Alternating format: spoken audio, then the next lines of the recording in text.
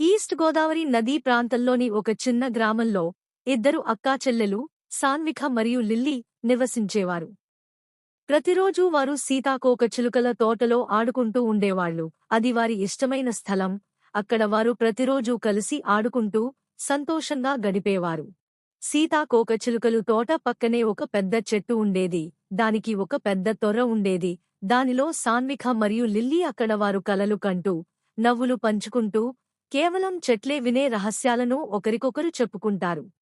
అలా కబుర్లు చెప్పుకోవడంలో వారికి సమయం చాలా త్వరగా గడిచిపోయేది. అలా ఒకరిని విడిచి ఒకరు ఉండకూడదు అని అనుకున్నారు. తరువాత పక్కనే ప్రవహిస్తున్న నదీ తీరం వెంబడి నడుస్తూ నీళ్లల్లో ఉన్న రాళ్లపైన ఆడుతూ పాడుతూ ముందుకు సాగుతూ ఉంటారు. వారి మధ్య బంధం నదీ ప్రవాహం కంటే కూడా బలంగా ఉన్నది.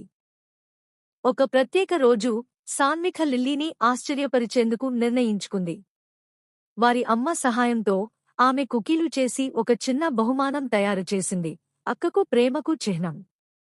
ఈ బహుమానం ఇచ్చే ఆనందం ఆమె గుండె నిండిపోయింది.